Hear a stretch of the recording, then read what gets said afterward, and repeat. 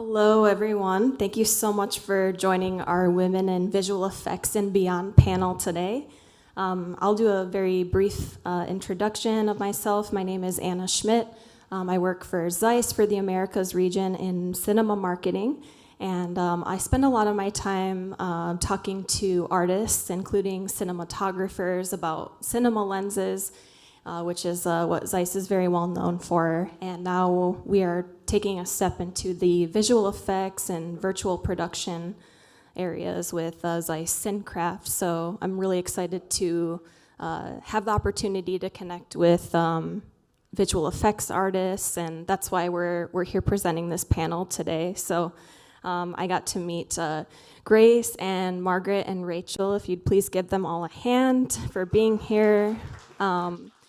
I'd like to just start by, if we can start off with Grace, if you can just tell us a little bit about yourself, including your education, and tell us a little bit about your business as well. Basically everything. Yes. Okay.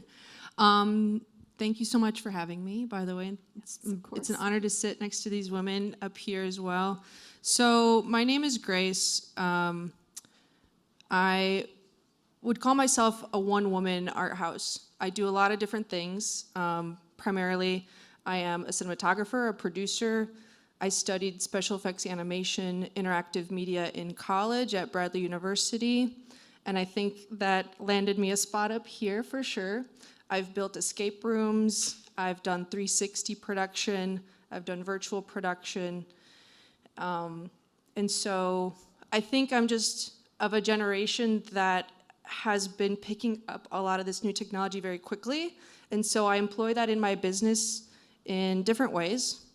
And yeah, so this year actually I'm celebrating the 5th year anniversary of my business, Gold Point Studio. It's a production company. Thank you. Yeah. Thanks, guys. And yeah, I do a lot of different stuff. So like I said, I am primarily a cinematographer. I shoot, I DP, I do photography and stills, editing, color correction. And yeah, special effects and animation are a big part of that, and it's a big part of how I add value to my clients who are coming to me for those other things as well. What else can I add to that, or is that pretty good for a start? Wonderful. I think, yeah, you covered it. That's a good overview, and we're going to jump in a little bit more on some of those topics later. Margaret, if you could tell us a bit about yourself and just give us an overview of what you do and what it means to be an animation director. Okay. Hey, everyone. Woo! Yeah! My name is Margaret. I am an animator. I'm a director. I primarily help brands and studios bring characters to life. Generally, if I'm hired on a job, it's for character animation, but I've also been asked to direct films, commercials, any type of film media for different companies or productions to help bring an idea to life. I think what it means to be a director is to be able to step through the production pipeline and be well versed throughout the production pipeline. So instead of maybe being specifically a specialist with one area, where I would deem myself a specialist with like maybe character animation, you also are well versed in pre-production, storyboarding, character design, illustration, animation, and post-production. Yeah, so that's what I do. Do you have kind of a favorite part of all of this, or something that you would say you've enjoyed the most? I don't know. I like animating. That's what I like doing. Very so. good. Nice, good answer. Rachel, could you just give us an overview of your background and then what you're doing now? Yeah, so hi. Yeah, and I know you're asking that because I have a weird background. Well, we'd love to hear about it. Yeah, I actually have an undergraduate degree from UW-Madison in theater and moved to New York to do lighting back in the 90s because apparently if you have a theater degree, you need to move to New York. That's a requirement. Fell into getting my MFA from, and after doing everything from like lighting for fashion shows at New York Fashion Week and being a technical director for them and doing architectural lighting and designing dimming systems for theatrical renovations, I ended up going to the Pratt Institute to get my MFA and studied 3D animation there and fell in love with that, which was kind of perfect because I started out, before I was a theater major, I was a Russian major, and before that I was an architecture major, so it all kind of ties together somehow. Did 3D animation, moved to Chicago right when motion design was becoming a term, and fell into it because that's what I could do to get a job to pay back the exorbitant student loans. And so I've done everything from developing broadcast packages and design for the Discovery Channel, for the History Channel, some TLC and all that stuff, to explainer videos for nonprofits. I have also taught motion design at the School of the Art Institute and DePaul briefly, and then more extensively, I taught 3D animation in Maya, from intro to 3D animation, as well as developing an entire VFX curriculum in Maya, and doing dynamics, because dynamics and 3D are fun, at Columbia College for about 6 years. And then I worked for a company called Grayscale Gorilla for a while as their asset production manager, amongst many other things. Developed production pipelines, developed insane databases to tie all this stuff together, and now I'm back in freelance. And mostly I am a puzzle solver. If you need something in 3D to figure out, I love figuring that stuff out. So that's it. Yeah, and I love animating because it's fun. And that work is under Pale Cow Studios, is your company? That is correct. That is the somewhat unfortunate name I decided to give myself in grad school. So. Well, we're gonna talk about a few different topics. So I wanted to ask, in terms of what a typical day looks like for each of you. So you can talk about maybe a recent project or a specific project that you're working on right now. If you can share a bit about that. What does a day in your life look like in terms of your work, and maybe a current project that you can share a little bit about? Grace, if you want to touch on that for us. Okay, I guess I'm starting. We're on a VFX animation panel, so I want to go scour my brain for a project like that and tell you about that, right? Since that's what we want to discuss today. And I guess what I want to share, first of all, is that my day-to-day, week-to-week is never the same. It's kind of insanity, but it's also beautiful because being a business owner, I really have the freedom to take on projects that I feel are a good fit. There isn't really something, I'm very rarely in a situation where I'm like, oh wow, I really wish I wasn't doing this. During lockdown, when production had ceased, that's when Gold Point Studio really dove deeper into animation.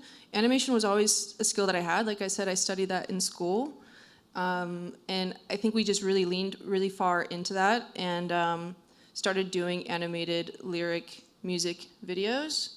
And so I'll talk a little bit about that process. How about that? You know, the day-to-day process of developing narrative for animation, and I guess some of the technical workflow and know-how. So my animating partner, Melissa, is actually here. Hey, Melissa, thanks for being here. Working with her has really helped me develop a better animation process. I think we have different brains, which helps a lot. And I'm very visual cinematic, and she's kind of also visual but mathematical. And animation requires a bit of both sides of that equation. So anybody here has worked on music videos? Just by raise of hands, or like really into music. Music is a big part of my life. So I love to work on those kinds of projects. They're my favorite. And so we'll listen to the track a few times. We'll kind of break down our beats, our scenes, as if we were going to do it for live production, what we really want to do. And animation is so beautiful because you can literally create any kind of world that you want to see on the screen. And so through collaboration, we come up with what we would like to see there. We primarily work in After Effects. It'll be After Effects and illustration. And so our workflow is usually working in Illustrator to create our design assets and working in the 2.5D to create an aesthetic this way. Does everyone know what I mean when I say 2.5D? Yeah, okay.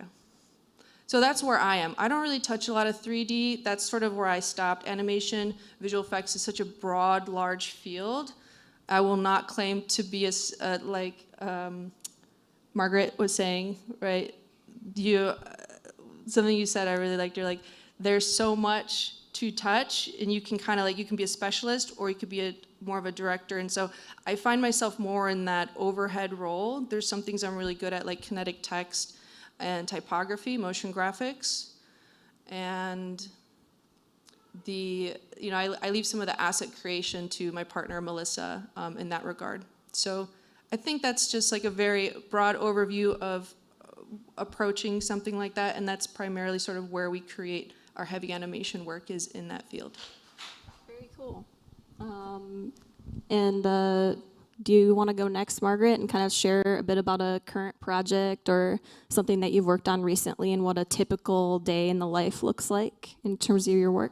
Sure. A typical day in my life with work, I wake up and I want to sleep more.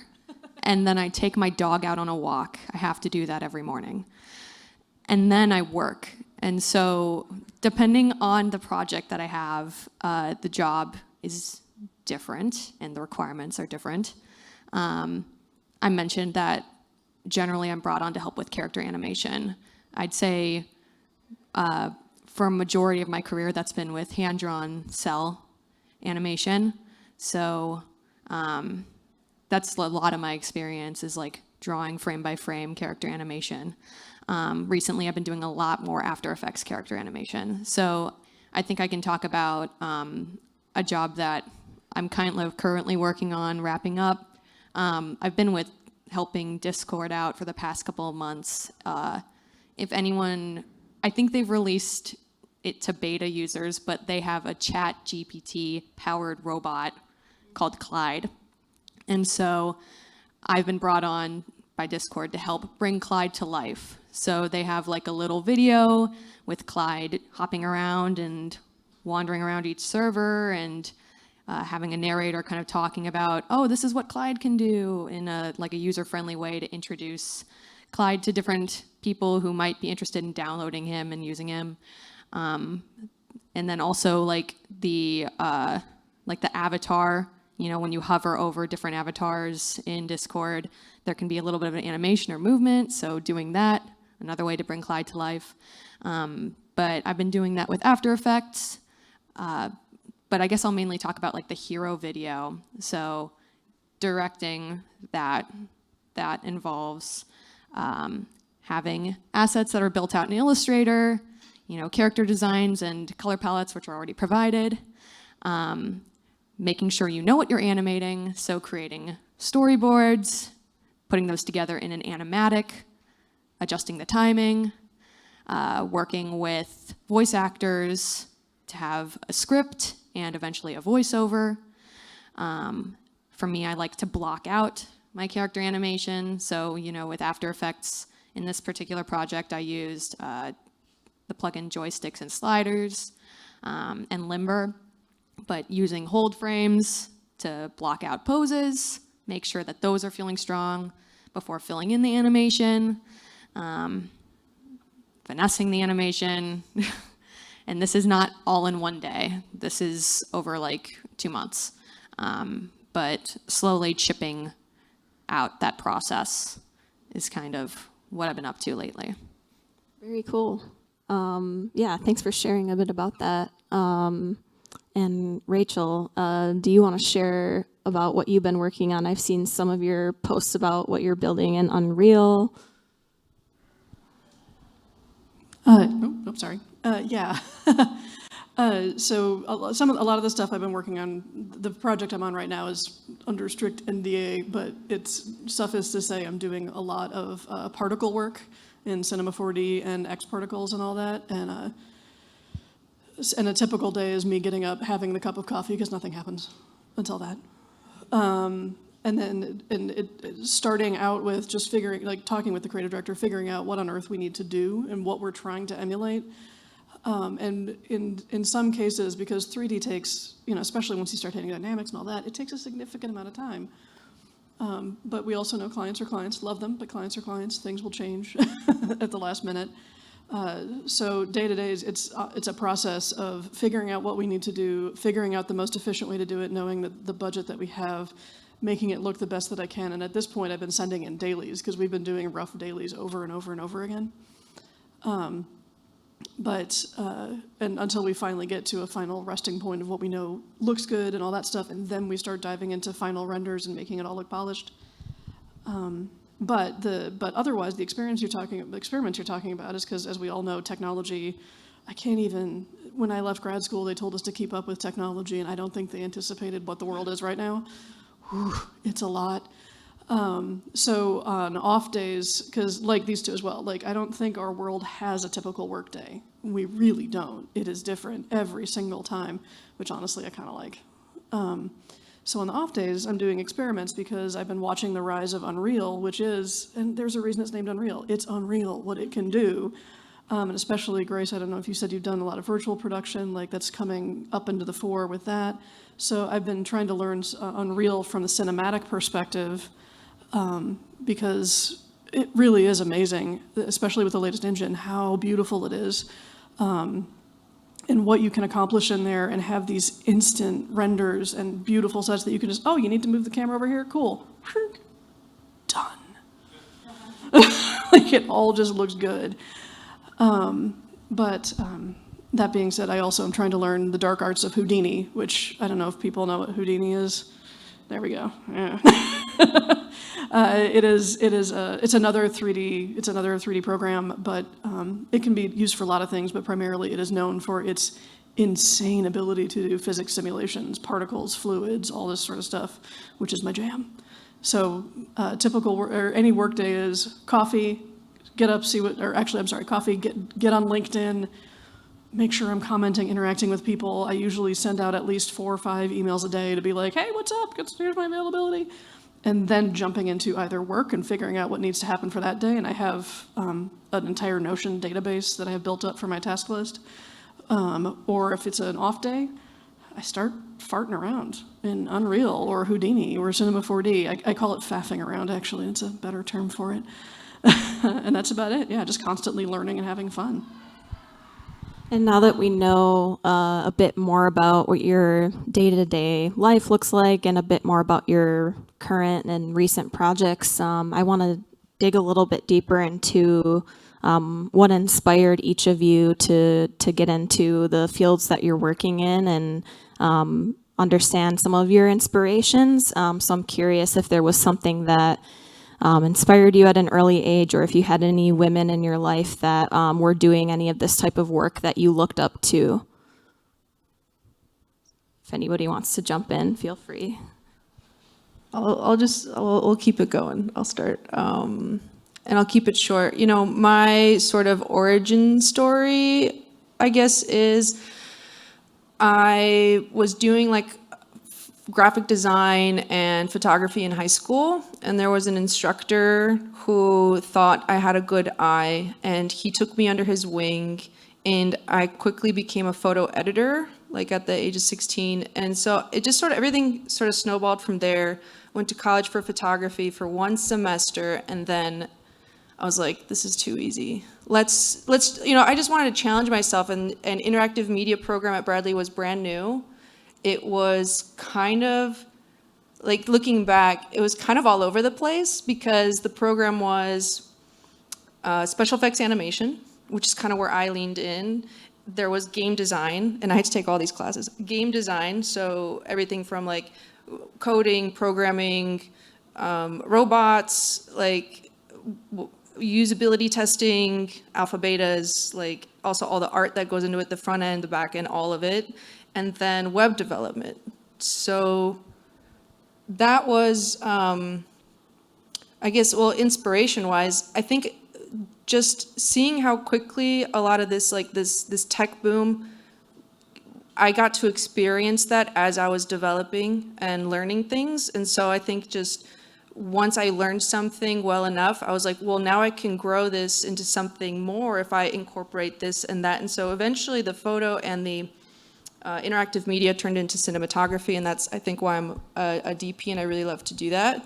And I think it really makes me good DP for special effects, because I know what a slate is and how to shoot for those kinds of things, because I do in my own processes a lot. But I think that is pretty much sums up my origin story there, and sort of how I got to where I am now.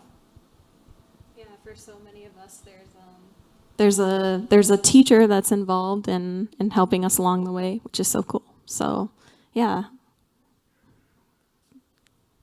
I guess I feel like whenever I'm like asked like why you get into animation, I always feel like I say like kind of a cliche. I didn't really realize it at the time, but growing up, I like loved TV, and I loved movies, and I still love TV and movies. And I would like talk to my mom about like something that would happen to a character on a show in like with great concern and like a lot of depth. And she would like say like, Margaret, they're not real. They're just like characters on a show. But I would be very invested in like storytelling and character development.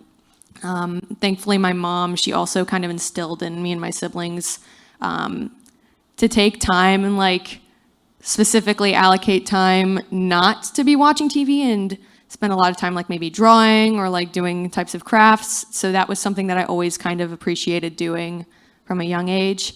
I was going to study law or political science. I wasn't going to study animation, but because I didn't know that you could study that. I didn't know that anyone that like created shows or advertisements went to undergraduate degrees to learn these skills.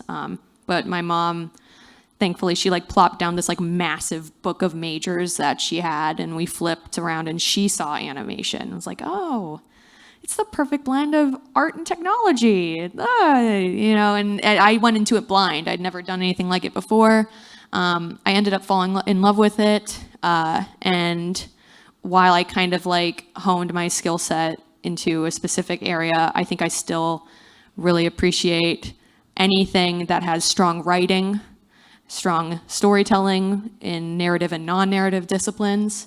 As far as if I had like any role models or women in my life that helped inspire me, I think this is also kind of like, I think it's cringy now, but I so thought that like Rebecca Sugar was like the coolest person ever, like the creator of Steven Universe. Like I thought she was very inspiring.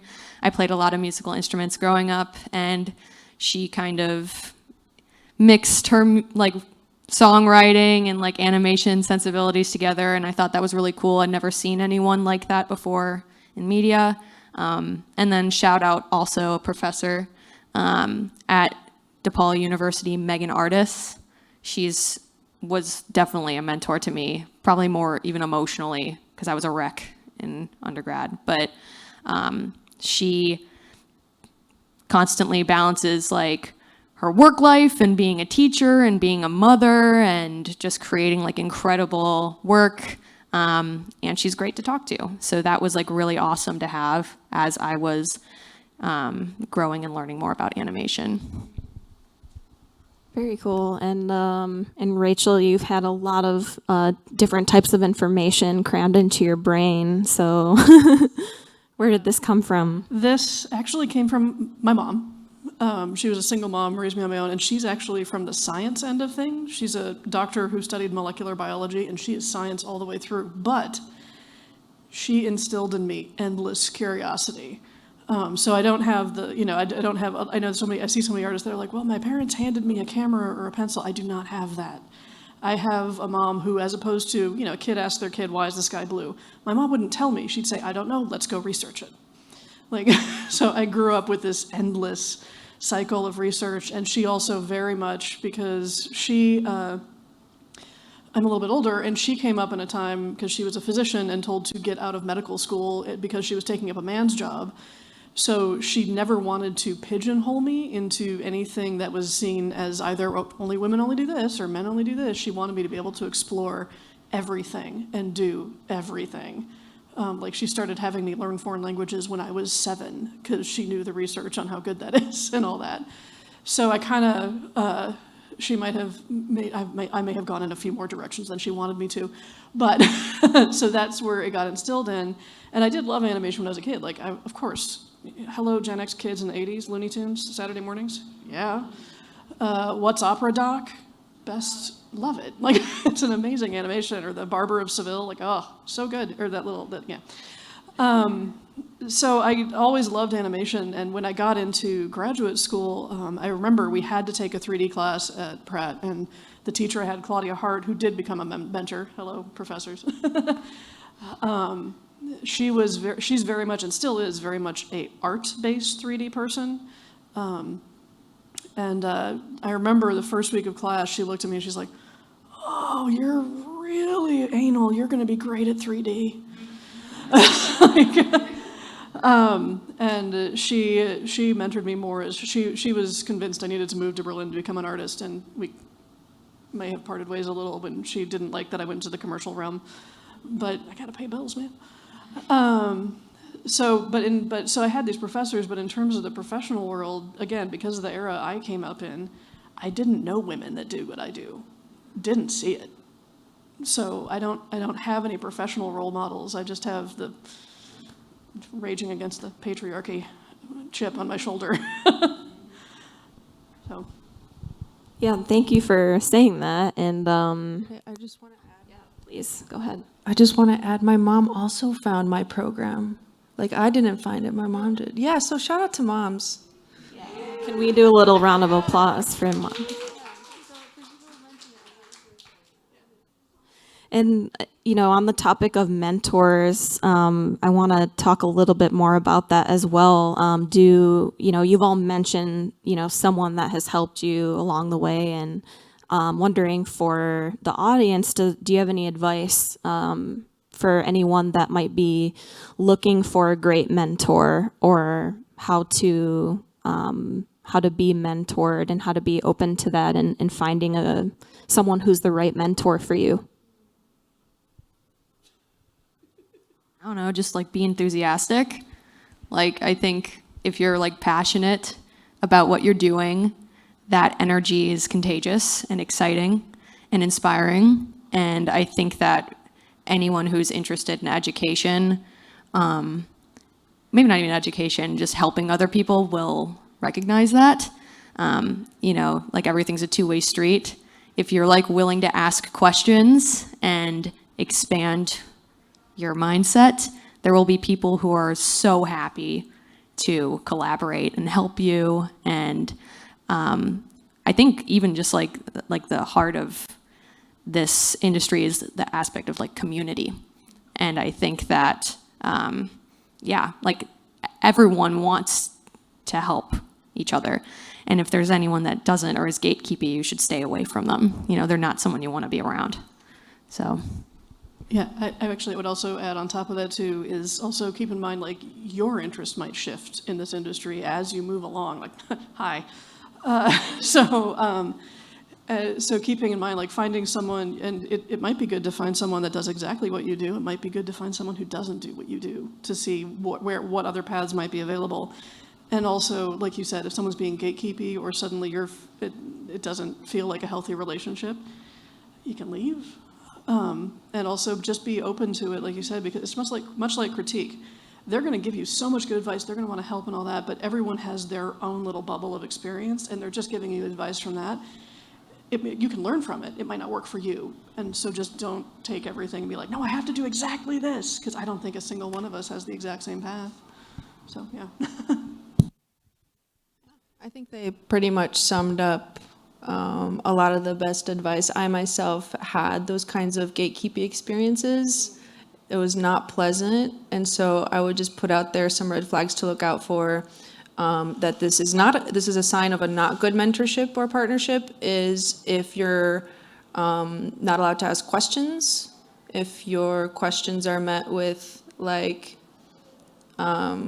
a lack of support. I think for me personally, what's changed my career trajectory is the emergence of spaces for women to develop those skills, like Women in Film, Women of the Now, which is no longer a thing at this time, but for me, just a few years ago, was totally life-changing.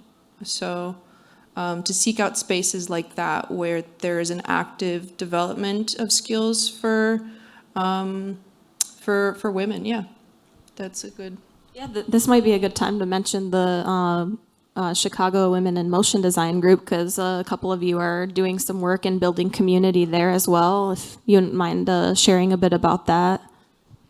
Yeah, so I'm one of the I guess leaders. Not really. We're not the hierarchy, but we have Chicago Women of Motion Design. It's a group that got started years ago by Lindsay McCulley and I believe Sarah Jean Potts, because there were these Chicago Motion Area Artist Group meetups that were all guys, and there were so many women that didn't feel comfortable in that space or didn't want to be out in that space, because it's usually also involves at a bar drinking, and not everyone wants to do that. And so they kept noticing that only a couple women were showing up, so they started their own group.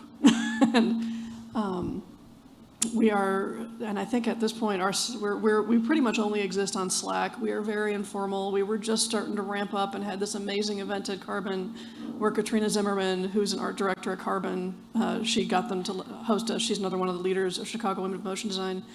And that event was February 19th of 2020. So that... We've done a few other more minor things, but that was that we had such ideas for this big event, but we are still trying. We want to encourage more, and we've been trying to encourage people to women don't share as much on social media of their work, which now is how people are seen. And there's so many reasons for that, but we're trying to, get more women in to realize that there are more of us. I think we've got 115 people on our Slack now or something like that. We're trying to become more active in the community to welcome anyone who is women, non-binary, trans, people that don't fit into the stereotypical genre that we've known for so long. And just to, even if it's for nothing else, to have other people that are in similar veins to hang out with after work and not have to deal with the bro stuff. Not the guys are lovely, I swear, but it's different. It's different. Yeah, I think what you mentioned about having that space where you feel safe and you just feel welcome and like it's a space for you. Yeah. Do you want to share anything else about that, in terms of that experience and kind of finding your path, in your business as well, as women in the field? Anything else that you want to share on that topic? Because I also have some other questions I want to get into, but I don't want to breeze over that if you did want to share anything else. Are we talking about the women's experience developing a career in this industry? I mean, yeah, I have something to say about that. I feel like it was so difficult. I would go for interviews right out of college. Right out of college, my first job was working at the Chicago Board of Trades building, of all places. And I was just doing videography for a futures company. That was definitely not what I wanted to do. I learned very quickly. And so I started interviewing at production houses and things like that. And I had this vision that I would become an in-house DP, and that's what I really wanted to do. And it just never happened for me. I would literally get replies to my interview saying, "Hey, just so you know, our son's friend is also interviewing for this position, and he's probably gonna get it." I kid you not. Oh, and dear. I know and look, this stuff happens. It just sucks to have for it to be right in your face from time to time. So I think that's what really inspired me to start my own business, is because I was clearly there isn't I really felt that there wasn't a place for me. And so 5 years of freelance, and now 5 years of being in business for myself. So a lot of lessons along the way. And so I just want to put out there for anybody who does experience those kinds of things, I think we're seeing more and more, especially post-COVID, entrepreneurship and like really starting to shine through. I think a lot of us can be in business for ourselves. And there's a lot of support coming from the city for artists, and like not just visual effects artists, but all sorts of artistry and small business development. So I would encourage anybody sort of really feeling like they're going onto that path, that there is a lot of support and they could seek that out. So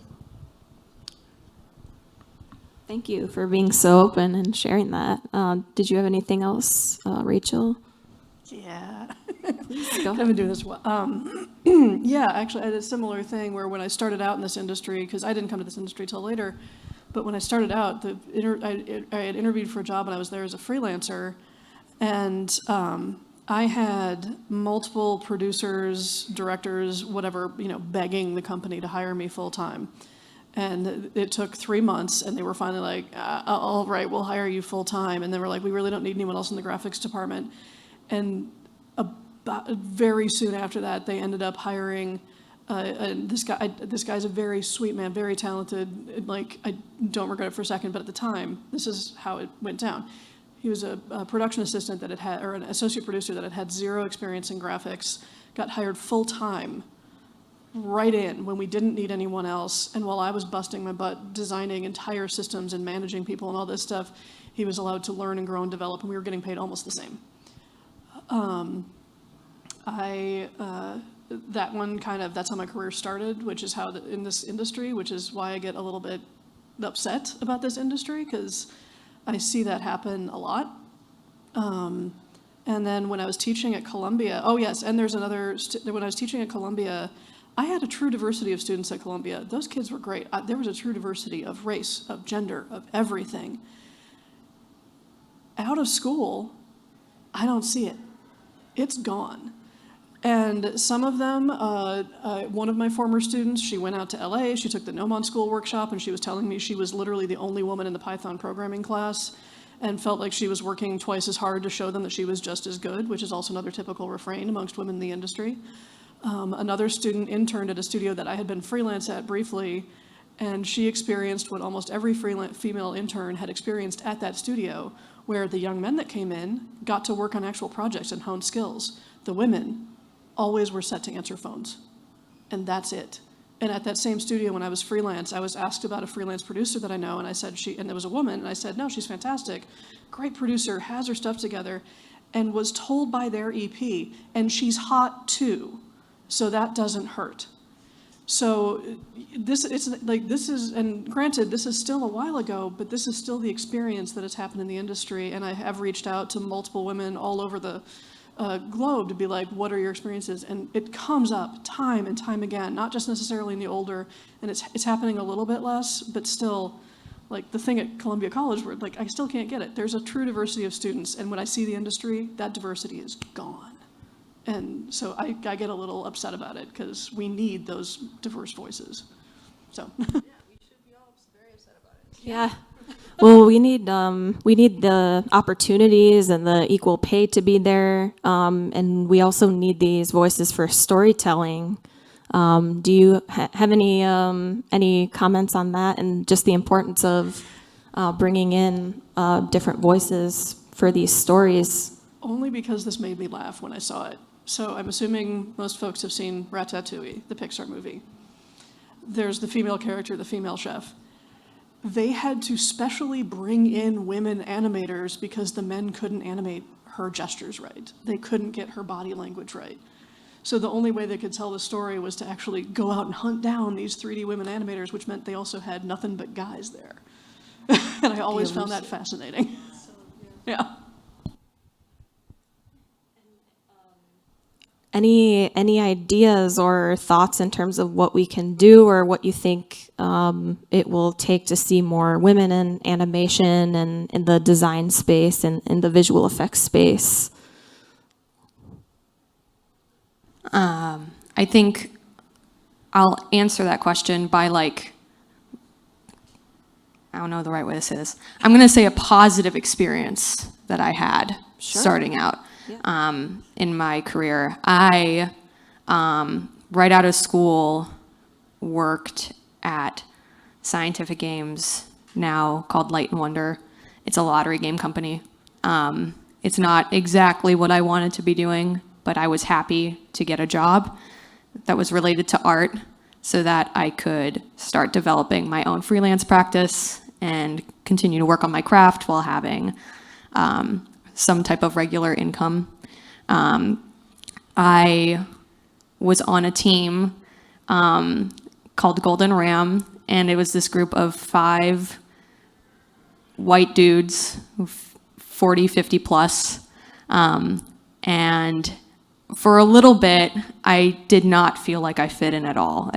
I felt very uncomfortable, but also I didn't necessarily know how to communicate in a workspace. I feel like a lot of women, or maybe I'll just speak for myself, I sometimes feel nervous or uncomfortable speaking up and articulating direct requests, straightforward responses, kind of dancing around what you need.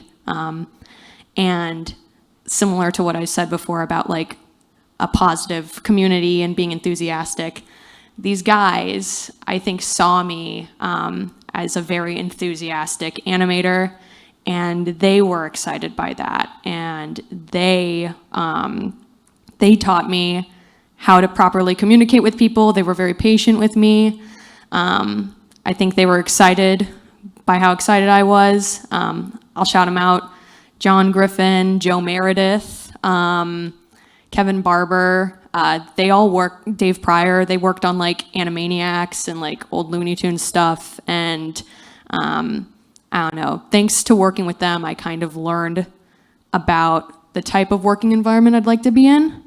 And also how to kind of just be direct and like look at an email I type and pare it down and take out all the filler words and just kind of know how to just communicate in that type of language. So I guess like all the way around, a way to get more women in this industry, two-way street, having people who are willing to step in and mentor you and like coach you that are men, I think is something that's very helpful.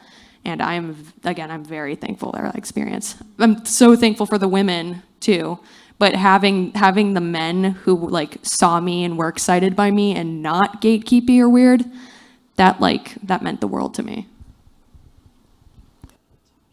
Yeah, thank you for sharing that. That's an amazing story, and we absolutely need to have allyship, and it's so important for us to develop too. So in terms of anything else anyone wants to share on that, or?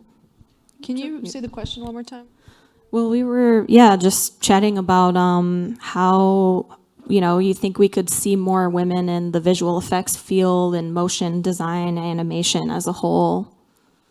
Any ideas that you have or experiences that you think would lead to seeing more women and gender non-conforming people in the field? I think the community needs to be there. I think that was a big part of my experience, was being supported as a woman entering a highly technical field. Like just being seen and acknowledged was huge, right? By men and women, by other professionals. Hey, game sees game. It does a lot for your confidence and for putting yourself out there, because we know that we are capable. A lot of these times, these stories that we're sharing, like Rachel was saying, like we're overqualified for a lot of the things we try to go after. So I will say that today there are so many resources. What is the website that you used to learn animation? Okay, Skillshare. But there's like so many of them that I cannot name myself. Tutorials online. I think that if you're somebody who wants to acquire skills in this field, you can do so very easily, even on your own.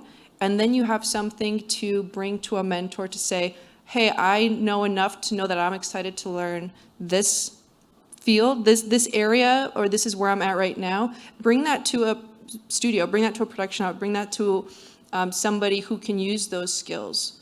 Because animation is formed by complex teams of like sharing that knowledge and create projects together. That's how I got started with my business. I'm I think an expert at creating opportunities where everybody can develop skills and be seen and do a piece that they want to work on and have something to show, so that we were always prolific sort of in that way.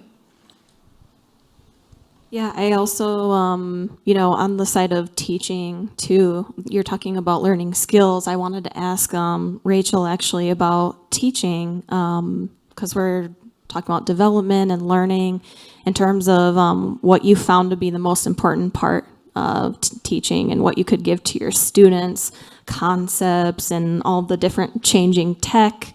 What was your focus and what was your mission in that role? So my mission, basically, what it came down to was no matter what program you're using, it could be After Effects, Toon, whatever, 3D, doesn't matter. Yes, the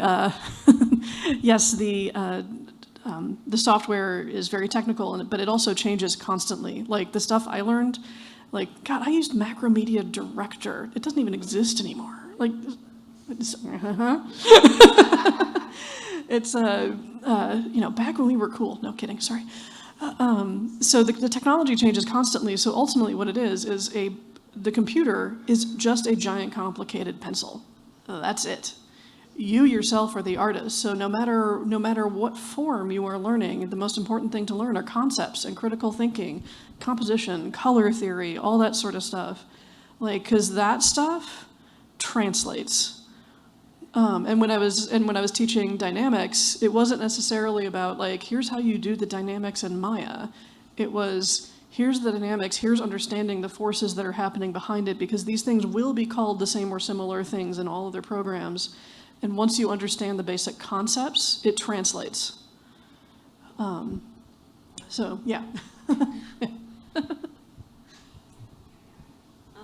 Is there anyone have feedback about experience or things that would be helpful to emphasize on a resume or kind of promoting yourself and your work if you already have experience in the field and you wanna get more work and put yourself out there?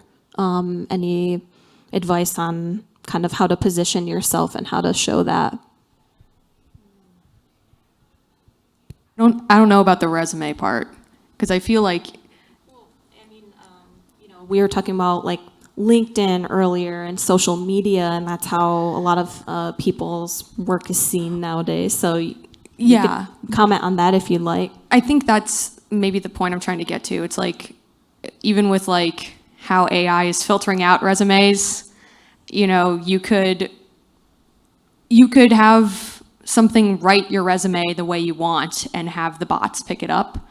I think what's the most important is developing your personal creative practice and continuing to make work. Because yes, we do need to pay bills, but hopefully the reason why we're animating is not just to make money, it's because we enjoy it. And in my personal experience, I've gotten work because people have seen the work that I've created out of like excitement and passion, not because I was paid for it. Personal films or little animations that I did in my free time that were exploratory and exciting is what has caught other people's attention. And you've had a variety of your work in different film festivals and things like that. Do you want to mention any of your favorite festivals or what it was like when some of your work was selected for a film festival? Sure. I think in a similar vein, like fostering that sense of community is very important in our industry, and that's something that you can do by going to a film festival. I have been to a few film festivals. I have friends here who have been to a few film festivals and who have had their films in festivals. Different film festivals are just like different like friend groups. Like every type of film festival is curated to a specific type of film or vibe. And by submitting and going, you're meeting and expanding this community of people that you already had. Film festivals that I love and have been to are the Ottawa International Animation Film Festival, Glass Film Festival. Locally, the Chicago International Film Festival is really cute. Even like little towns, like I think there's an Elgin Film Festival, and they like roll out a red carpet for the filmmakers who make their work. And it's just a way to expand your mindset and see really interesting and exciting work and inspire you to make really great work. I think that's like the main takeaway I have, and making friends. And multi-adult. There's someone here, Sarah Schmidt, Ian Ballantyne. They created this screening from Ohio. They moved here, and they curate films that have been in the festival circuit and have a regular screening in Chicago. 4 times a year. And yeah, it's just like fostering this sense of community for people to come and see these films and learn more about things that they didn't know and meet new people. Yeah, I don't know, it's like very people-centric, not resume-centric, you know? Yeah, anything else on that topic of kind of sharing your work, putting yourself out there for getting more jobs, because you're all, running your own businesses and you're artists. So this is an interesting topic, uniquely for all of you. So I actually very frequently get emails from students saying, hey, I'm either about to graduate or I've recently graduated, I'm looking for work. Is Gold Point Studio hiring? And I'm like, I'd love to hire you. It's just me right now. I sort of hire on help as it comes in. And so what I ask for them, I ask for the same thing. I don't really look at their resume. Although I do want to see what softwares they've touched and are interested in using, because I want to know if there's things that overlap with my skill set or knowledge, so that I know we can have a shared knowledge. I think that's important to me, so we can communicate. But other than that, I want to see a reel, and I want to see that personal style shine through. So for example, I don't do illustration, or like hand-drawn illustration. I'm so far removed from my like 2D art training that I would love to bring in somebody with those skills, right? I think that would complement me very well. So for me, that's sort of what I look for, is those 2 columns. Like, where have you invested your time in, like education-wise, learning those things? Have you been on any other teams? And what is the reel show? What is that demo reel showing in terms of style? Yeah, I'm going to triple down on the whole do your style thing. And also, Margaret, your personal animation thing. Like, it's really important to develop your personal style. The number one thing I've heard from a lot of people is, because I had always thought, oh, no one wants to hire me for the kind of animation I really want to do. No, they do. And also, like you said, like, none of us go into animation because it's a stable career. Like, come on. The other thing is, keep in mind, like, we keep on talking about community, and especially with the rise of Slack and Discord and all that sort of stuff, this is an international community at this point. People know everyone everywhere. The job I have right now I got because someone that I know from Detroit passed my name on. And I've done the same for other people. It's a little bit of a karmic circle. Like, everyone passes everyone else's names around, doing good work. And and actually, there's one piece of advice that I got that from a character designer for Pixar that came to speak at Columbia College, if we're allowed to swear. Sure. These kids asked him, he's a character designer, and they said, what's your number one piece of advice for how to, make it and, progress in this industry? Without hesitation, he said, don't be an asshole. That is a big thing. Be good to people. We're all in this, and this is a weird, subjective industry, and everyone has their strengths and weaknesses, and acknowledging what yours are, and being like, I actually literally just turned down a job because I was like, this is not my thing, but here's these other people that can do this in this style. Like, just do that. That's how you get out there. I'm also going to tack on, in terms of allyship, when you recommend people, throw in a couple women's names. I know it's like sadly enough, even I can think of more men to recommend. And so I consciously try to make an effort to recommend mostly women if I can, when I'm unable to take a job or if it's not a great fit. It's very easy, and it's gone a long way. There are a lot of people who have recommended me for things, both men and women, and it means the world. So. Yeah, not just the world, but like totally career changing to have your name spoken in rooms you're not in. And without getting too much into the weeds into this subject, unless you have further questions on it, like that is the work of liberation, like for us all, as artists, as human beings, moving forward. So. Oh, I think that's a good place to end. I'm seeing some signs being held up, but I can't see what they say because of a glare. But I think we're about at our time. I just want to give a huge shout out on that same note about allyship. Thank you to the team at Filmscape for allowing us to have this panel today. Thank you to Gary Adcock and Colette Gabriel and all the organizers of Filmscape Chicago. This has been a really wonderful event. For questions, do we have a couple minutes for questions? I'm 5 minutes. Okay, sure. Yeah, if somebody does have a question, maybe I can come bring the microphone down to you.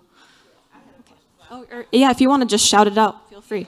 I was going to ask, knowing how difficult it is for women, especially in this particular industry with the visual effects, if you haven't done so, are you guys conscious about possibly getting into grammar schools and high schools and see if there's a way to, do speaking engagements just so we can start bringing up this next generation?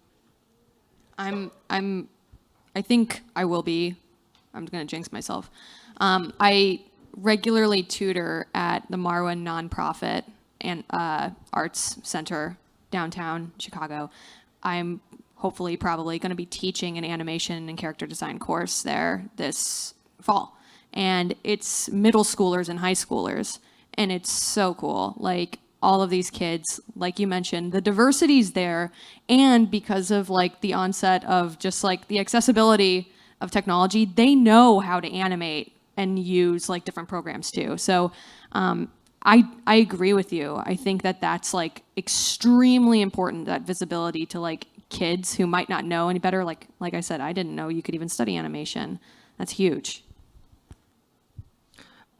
Or I'll answer again for myself very quickly. I go where I'm invited. So I've been invited to schools to just speak on sort of how I got into this and just encourage kids that arts can be a viable career if that's what they're interested in. And then I'll like try to do a small like one-day project with them. So Free Spirit Media, I think that's a great organization. And the Hammond not the Career Center. Oh man, I can't think of it now. But yeah. The short answer is yes. I think we go and do what we can. I think we should all just try to be helpful and give and generous with our resources and our knowledge when we can be. Just one question. I know you guys talk a lot about how word of mouth is typically how you get jobs and pass your names around in the community.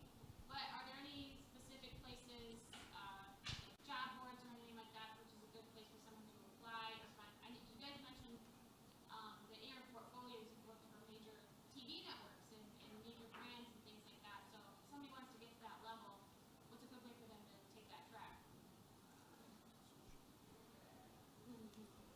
Yeah, repeat so she's, for the audience at home, she's asking other ways of getting, like how are you getting your portfolio out there to get to these higher tracks and all that kind of stuff, outside of the community thing? That's a really good question, because I feel like that changes on the whims of the algorithms. Because I have been told in the past that producers, like 2 years ago, I was at Dash Bash in North Carolina, and there was a producer panel, and they were asked, and some of these people were like at Golden Wolf and all the, big studios, and they were like, oh yeah, all the producers said, yeah, we tend to find people on Instagram. But that was 2 whole years ago, and Instagram has become less forgiving, and now everyone's on TikTok and all that kind of stuff. So in terms of a place you can apply, outside of finding recruiting firms, and not temp agencies, but recruiting firms, I don't really know. There's not like a site. That's the thing, is it's so wide and so vast. It's why the word of mouth is such a big deal in this industry. Because I can also tell you personally, I've been doing this for almost 20 years, haven't gotten a single job I've applied for. Everything has been word of mouth. Same, honestly. I mean, here's another route to consider. I often do overhire editing and animation for other studios. And so, I mean, they're not my clients, but I mean, it's one way to increase your network, and helping other people on their projects is very important to me, not just working on my own stuff and managing my clients and my business. I'm sorry, those aren't really real answers. It's like, I'm not like, it's just like, if I wish I knew if there was a place to apply, because then like there wouldn't be like a drought of work right now. I think I would like to make the argument that there's enough for work true. for everybody. It's just that we are seeing less of the opportunities, and maybe other people are seeing more of that. And I think if we just balanced it out, we'd have less burnt out people, less burnt out creatives, and more equal opportunities for others, right? For those of us who are available and skilled, and that. Hi, my name is Kelly Woods. I just have a question in reference to reels. So if you're not involved in any projects, or you have no portfolio, what advice do you give to someone who's trying to create a reel to get themselves started? I'm gonna shout out my boyfriend in the audience right now.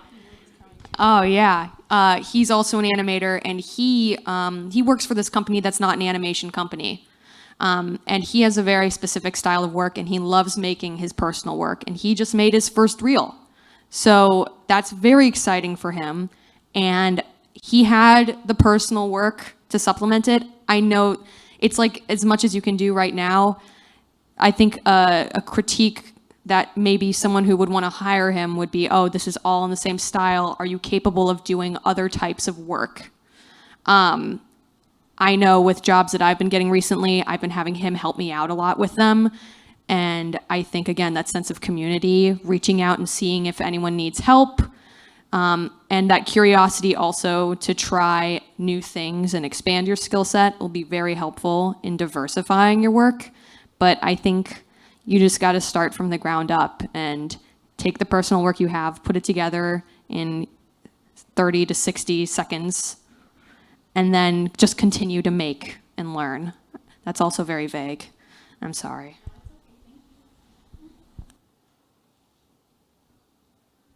So there's a lot of barriers to like having this as a career, and one of them also is like financial. There is a big like class divide, and I went to Columbia, and I can tell you the rich kids were always fine, still are, and are getting work. They're always working. Middle class kids who work themselves through that could hang out, network. Most of those kids do not work in the field. Most of the Columbia kids aren't working because of class, money, financial. You got to buy a good computer, you got to afford the program. So have you heard of financial resources? People coming out of school, so they have a place to go, so they can practice, play, and get to the level where, you know, the little bit heavier middle class people are actually able to figure it out. Maybe don't go to school for animation. You don't need to go to school for animation. Oh, repeat the question. Resources for having the opportunity to play with animation, because there clearly is like a class element in terms of people who may have the wealth. Also mirror neurons, people interacting, you learn a lot quicker than seeing a video. Yeah. Looking over someone's shoulder is always going to be better. Yeah. So I'm just, that's what I'm saying. There's always like online classes, I can pay for After Effects. Yeah.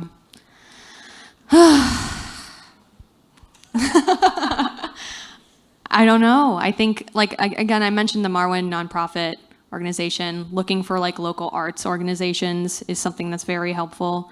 But yeah, I agree with you. It's very expensive to study animation, you know, and you don't need a degree to find work. You don't need it. I was very lucky to have the few animation courses that I did as a part of my education. And you're right, to have an instructor there to say, here's the basics, like the foundation that you build when you first start learning animation and programming, as a part of that coding, kind of sets you up for success there. And to have practical applications of that knowledge is really what that is about. So, one way that I address that with my company is I from time to time, as my capacity allows, have an internship program where I invite somebody to come and work with me. Maybe I'll give them a couple small pieces of client work, but ultimately what I'm looking for, or not what I'm looking for. What I'm looking for, I answered that in a previous question, but what I'm offering through that experience is that practical application. And I hope to find interns who come and email me that that's what they're seeking. And I think that's sort of the question that you're asking is, where do you find stuff like that? I don't know that, I basically create the opportunities I wish were more available for me, right, when I was coming up. And again, I'm very lucky to have had the education that I have. I will not claim to know that I know everything about this field. It is so broad and expansive, and we all have to keep learning and keeping up. But yeah, beyond initial investment, of the machinery, the software, and all that, and the programs, the various educational programs you could do virtually or online, seeking out community where you could be supported, where you're welcome to ask questions, and even team up with people who have similar interests that you do, but make sure that you each kind of do another piece of it so that you can be helping each other along the way and challenging each other, not doing exactly the same thing in the field of animation. Yeah.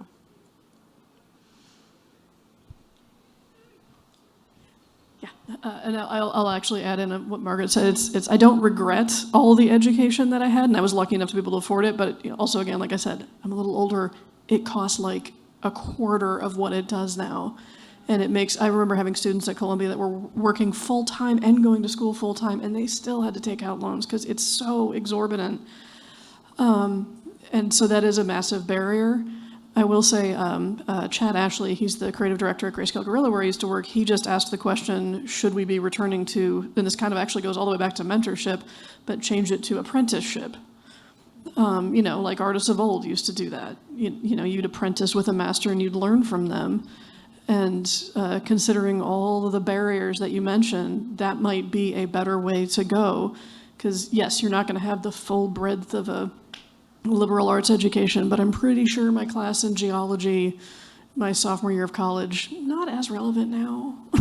But so yeah, there's something intriguing about the idea of you don't necessarily need to go to school anymore, but you do need to find the community that you can work with and ping off of and get critique, because critique is the way to growth, that kind of stuff. So.